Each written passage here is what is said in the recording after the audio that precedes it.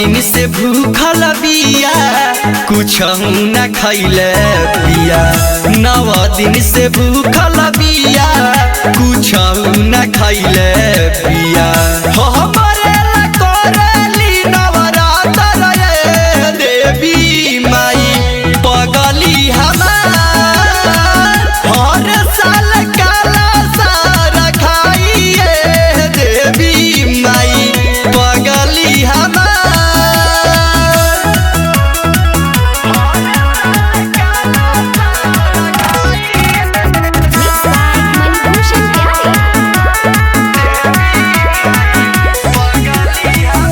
मनवा में आस लेके पूजा पाठ करतिया। फल फूल चुनरी लेके रउए पर चढ़ावतिया। माई हो मनवा में आस लेके पूजा पाठ करतिया। फल फूल चुनरी लेके रउए पर चढ़ावतिया।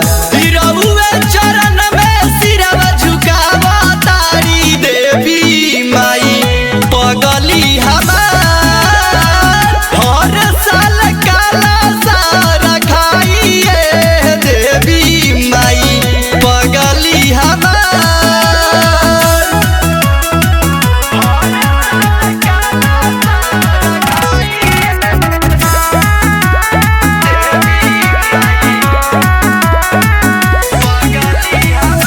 ज्योतिषिया सोखया दो रउए के बोलावतारे। नीके स प्रेमी भजन गाई के सुनावतारे। ज्योतिषिया सोखया दो रउए के बोलावतारे। नीके स प्रेमी भजन गाई के सुनावतारे।